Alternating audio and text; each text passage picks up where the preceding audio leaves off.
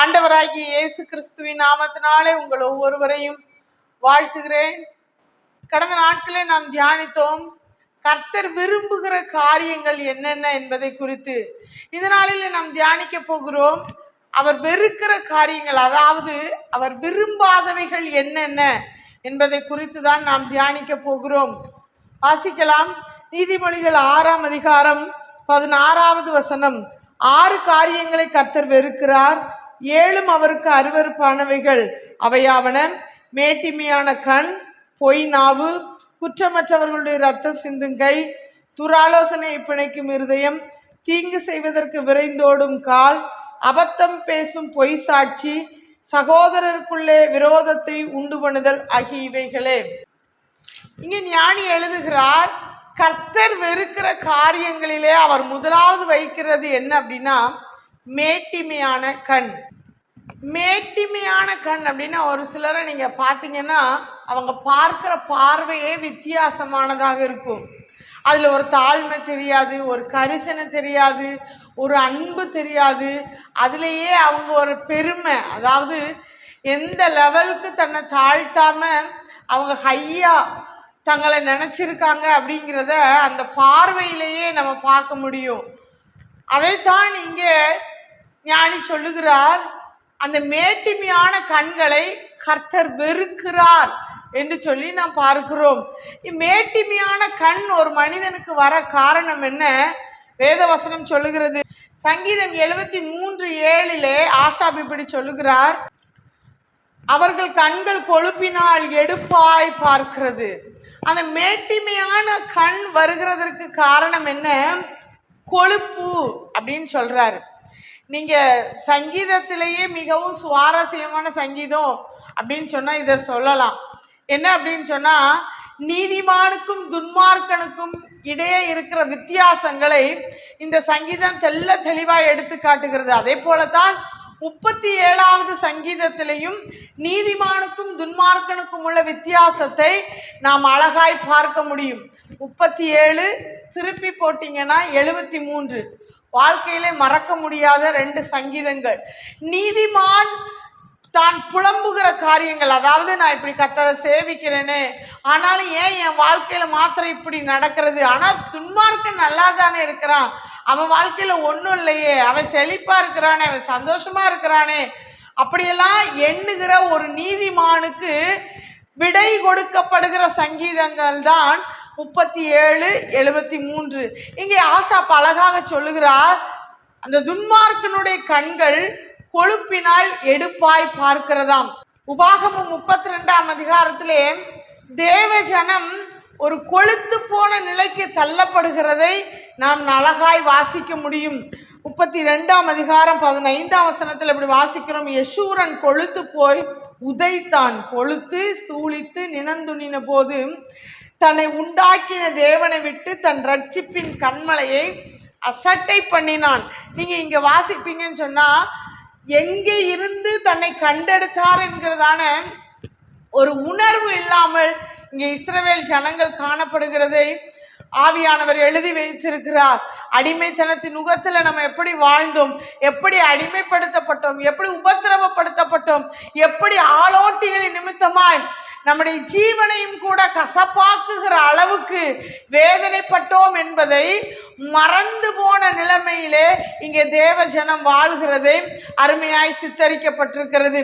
நீங்க மேல உள்ள வசனங்களை வாசிப்பீங்கன்னு சொன்னா 32ஆம் அதிகாரம் 13ஆம் வசனம் இப்படி சொல்கிறது, பூமியில் உள்ள உயர்ந்த ஸ்தானங்களின் மேல் அவனை ஏறி வர பண்ணினார், வயலில் விளையும் பலனை அவனுக்கு புசிக்க கொடுத்தார், கண்மலையில் உள்ள தேனையும் கற்பாறையிலிருந்து வடியும் எண்ணெயையும் அவன் உண்ணும்படி செய்தான், பசுவின் வெண்ணெயையும் ஆட்டின் பாலையும் பாசானில் மேயும் ஆட்டுக்குட்டிகள், ஆட்டுக்கடாக்கள், வெள்ளாட்டுக்கடாக்கள் இவைகளுடைய கொழுப்பையும் கொழுமையான கோதுமையும் இரத்தம் போன்ற சுயமான திராட்சரசத்தையும் சாப்பிட்டாய். இங்கு தேவ ஜனம் எப்படி இருந்தது, எப்படி ஒரு ஆசீர்வதிக்கப்பட்ட நிலைமையில இருந்தது, ஆனா இப்போ எப்படி இருக்கிறது என்கிறதை ஆவியானவர் தெளிவுபடுத்துகிறார். ஒரு நாளில அடிமைத்தனத்துல இருந்தாங்க. ஆனா இப்ப எப்படி இருக்கிறாங்க அப்படின்னா, ஒரு சம்பூரணமான வாழ்க்கை, ஒரு திருப்தியான வாழ்க்கை, எதுவுமே குறைவில்லாத ஒரு வாழ்க்கை. அந்த நேரத்துல இங்க அவங்களுக்குள்ள வருகிற காரியம் என்ன? கொழுப்பு அப்படின்னு சொல்லி நம்ம வாசிக்கிறோம். அதாவது மேட்டிமையான கிரியைகள்.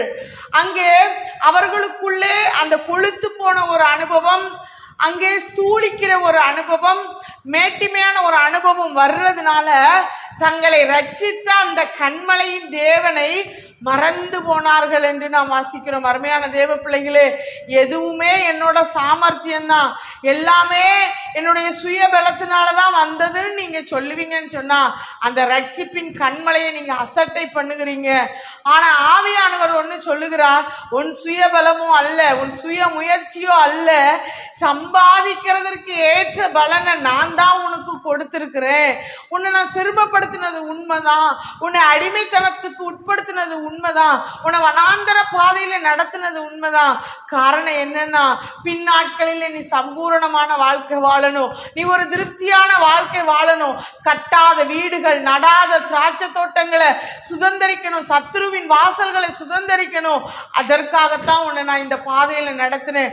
ஆனா நீ இப்போ என்ன நீ அசட்டை பண்ற அப்படின்னு சொல்லி கர்த்தர் கேட்கிறார். அதைத்தான் லேவியராகமத்தின் புஸ்தகம் 26ஆம் அதிகாரத்துல நம்ம இப்படி வாசிக்கிறோம். 4, 5, 6 வசனங்களிலே கீழே நீங்க வாசிச்சுட்டு வருவீங்கன்னு சொன்னா, நீங்க திருப்தியாகி புசித்து குடித்து கர்த்தர் உங்களுக்கு கொடுத்த தேசத்திலே குடியிருக்கும் பொழுது உங்கள் தேவனாகிய கர்த்தரை மறவாயாக அப்படின்னு சொல்லி நம்ம அங்க வாசிக்கிறோம்.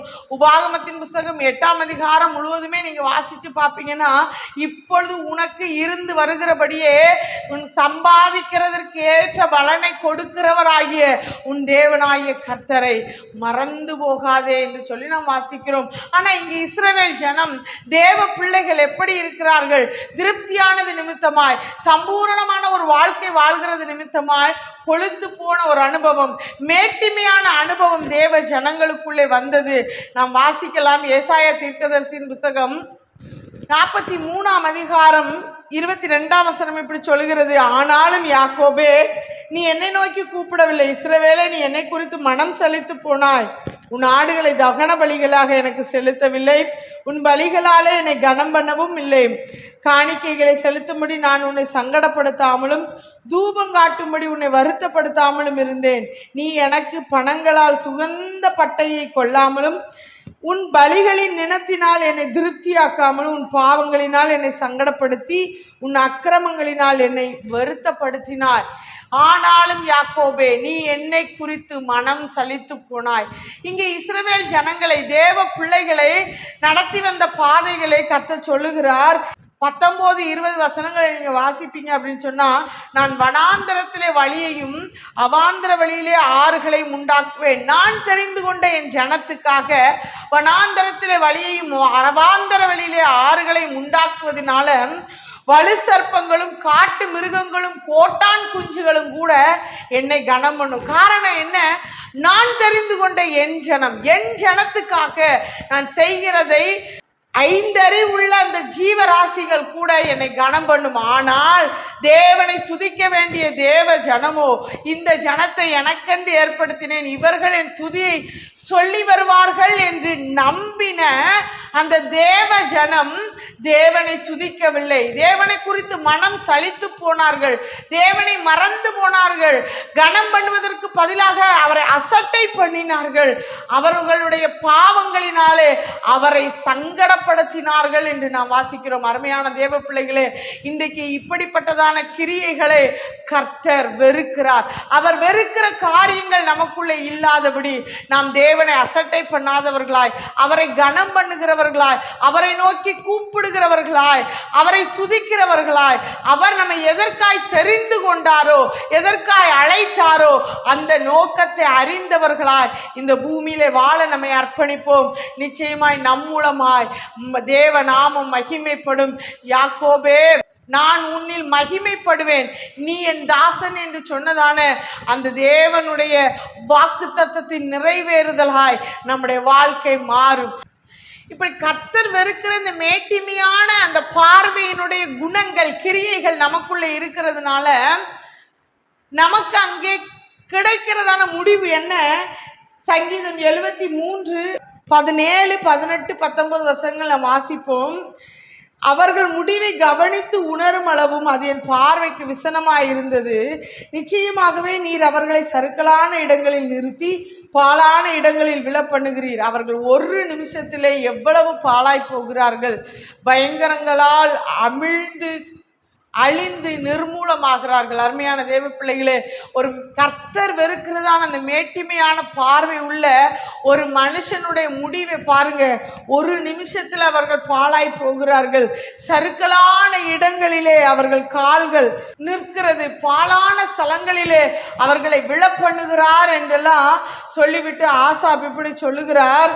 28வது வசனம், எனக்கோ தேவனை அண்டி கொண்டிருப்பதே நலம், நான் உமது கிரியைகளை எல்லாம் சொல்லி வரும்படி கர்த்தராகிய ஆண்டவர் மேல் என் நம்பிக்கையை வைத்திருக்கிறேன். நீங்க மேல 22ஆம் வசனத்துல இருந்து பாப்பீங்க அப்படின்னு சொன்னா, இந்த காரியத்தெல்லாம் நான் பார்க்கும்போது நான் ஒன்றுமறியாத நிர்மூடனாய் இருந்திருக்கேன். அவர் செஞ்சிருக்கிற அந்த அதிசயங்கள் எல்லாம் நான் மறந்து போனவனா இருந்திருக்கிறேன். ஆனாலும் நீங்க தான் எப்பொழுதும் எனக்கு முன்பாக இருக்கிறீங்க. உம்மை பற்றி கொண்டிருக்கிறது தான் எனக்கு நலம். உம்முடைய ஆலோசனையின்படி நீர் என்னை நடத்தி முடிவில் நீங்கள் என்னை மகிமையில கொண்டு வருவீங்கிறது எனக்கு தெரியும். ஆனாலும் துன்மார்க்கனை பார்த்து நான் விசனப்பட்டுட்டேன் அப்படின்னு சொல்லி அங்கே ஆசாப் எழுதுகிறார். எனக்கோ உம்மை அண்டி கொண்டிருப்பதே நலம், உம்மை மாத்திரம்தான் நான் நம்பி இருக்கிறேன் என்று சொல்லுகிறார். அருமையான தேவ பிள்ளைகளே, தேவ ஜனமாய் இருக்கிற நமக்கு இருக்க வேண்டிய குணாதிசயம் என்ன? சங்கீதம் 73 இருந்து 28 வரைக்கும் சொல்லப்பட்டிருக்கிற குணாதிசயங்கள் தான் நம்முடைய வாழ்க்கையில் இருக்க வேண்டும். நாம் அவரை உறுதியாய் பற்றி கொண்டு இருக்க வேண்டும். அவருடைய ஆலோசனையின்படி நாம் நடக்கணும். பரலோகத்தில் அவரை தவிர, இந்த பூமியில் அவரை தவிர நமக்கு யாரும் இல்லை. இந்த மாம்சம் அழிந்து போகக்கூடியது. ஆனால் நீர் தான் என்றென்றைக்கும் என் கண்மலையும் என் பங்குமாய் இருக்கிறீர், அதனால நான் உம்மை மாத்திரம் அண்டி கொண்டிருப்பேன் அப்படிங்கிற ஒரு உறுதியான ஒரு எண்ணம் ஒரு தேவ பிள்ளைக்கு இருக்கணும். கர்த்தர் வெறுக்கிறதான அந்த மேட்டிமையான கண் நம்முடைய வாழ்க்கையில வந்துடவே கூடாது. நீதிமொழிகளில் கூட ஒரு வசனத்துல வாசிக்கிறோம், விழுதலுக்கு முன்னானது மனமேட்டிமை. அந்த மனமேட்டிமை நமக்கு வேண்டாம். நம்முடைய இருதயத்துல கர்வம் கொள்ள வேண்டாம். இதன் இருதயத்துல மேட்டிமை கொண்டதான இந்த நேபுகாத் நேச்சார் வனாந்தரத்திலே மிருகங்களோட சஞ்சரித்தார். மாடுகளைப் போல புல்லை மேய்ந்தார். ஆகாயத்து பறவைகளைப் போல அவர்களுடைய நகங்கள் எல்லாம் வளர்ந்து காணப்பட்டது. வானத்தின் பனியினால் இரவு முழுவதும் அவர் நனைந்தார் என்று சொல்லி வாசிக்கிறோம். எப்பொழுது அவருக்கு புத்தி வந்ததோ, எப்பொழுது மேட்டிமையிலிருந்து விலக தன்னை அர்ப்பணித்தாரோ, மீண்டுமாய் அவருடைய ராஜ மேன்மை அவருக்கு திரும்ப வந்தது. எல்லாமே அவருக்கு கொடுக்கப்பட்டது என்று நாம் வாசிக்கிறோம். அருமையான தேவ பிள்ளைகளே, நமக்கு அப்படிப்பட்டதான அனுபவம் வேண்டாம். அந்த மேட்டிமையான பார்வை நமக்கு வேண்டாம். கர்த்தர் விரும்புகிற காரியமாகிய அவரை அண்டி கொண்டிருப்பதை நாம் பற்றி கொள்வோம். நிச்சயமாய் கர்த்தருடைய நாமம் நம்மை கொண்டு மகிமைப்படும். ஜெபிப்போமா? அன்பின் பரலோக பிதாவே, உம்மை நன்றியோடு ஸ்தோத்திரிக்கிறோம் ஆண்டவரே. தகப்பனே, உமக்கு நன்றி அப்பா. இந்த நாளிலும் கூட ஆண்டவரே உமக்கு ஸ்தோத்திரம். எங்களோடு இடைப்பட்ட நல்ல வார்த்தைக்காய் ஸ்தோத்திரம் ஆண்டவரே. நீர் வெறுக்கிற அந்த மேட்டிமையான கண் எங்களுக்கு வேண்டாம். எங்களுடைய இருதயம் கொளித்து போனதுனால ஆண்டவரே ஸ்தூளித்து உம்மை அசட்டை பண்ணாதபடிக்கு நீரே எங்கள் பாத்திரத்தின் பங்கு, நீரே எங்கள் கண்மலை. உம்மை உறுதியாய் பற்றி கொள்ள கர்த்தர் எங்களுக்கு கிருபை தரும்படியாய் ஜெபிக்கிறோம். ஆசாபை போல துன்மார்க்கனின் முடிவை கண்ட பின்பு எங்களுக்கு புத்தி வரணும்னு இல்லப்பா. ஆனா எப்பவுமே நீரே என் நம்பிக்கை என்பதை உறுதியாய் பற்றி கொள்ள, உம்மை அண்டி கொண்டிருப்பதே எங்களுக்கு நலம் என்பதை உணர்ந்து இந்த பூமியில வாழ எங்களுக்கு நீங்க கிருபை தரும்படியாய் நாங்கள் ஜெபிக்கிறோம். மனமேட்டிமை உள்ளவர்களாய் அல்ல, தாழ்மையை தரித்து கொண்டவர்களாய் இந்த பூமியில வாழ எங்களை நாங்கள் ஒப்பு கொடுக்கிறோம் ஆண்டவரே. தகப்பனே, தான் நீர் தெரிந்து கொண்ட உம்முடைய ஜனத்துக்காக செய்ய போகிற கிரியைகளை கண்டு ஜீவராசி ஜாதிகளே உம்மை மகிமைப்படுத்துமே. ஆனால் நீர் நம்பினதான தேவ ஜனம் உம்மை ஆராதிக்கிறவர்களாய், உம்மை தொழுது கொள்ளுகிறவர்களாய், உம்மை துதிக்கிறவர்களாய் மாற எங்களை நாங்கள் அர்ப்பணிக்கிறோம். எங்களுடைய அக்கிரமத்தினாலும் எங்க பாவத்தினாலும் உங்களை சங்கடப்படுத்தாத ஒரு வாழ்வு ஒவ்வொருவருக்கும் உண்டாகட்டும்னு சொல்லி ஜெபிக்கிறோம். உம்முடைய கரங்கள்ல தாழ்த்தி அர்ப்பணிக்கிறோம். இயேசு கிறிஸ்துவின் மூலம் ஜெபங்கேளு நல்ல பிதாவே. ஆமென், ஆமென்.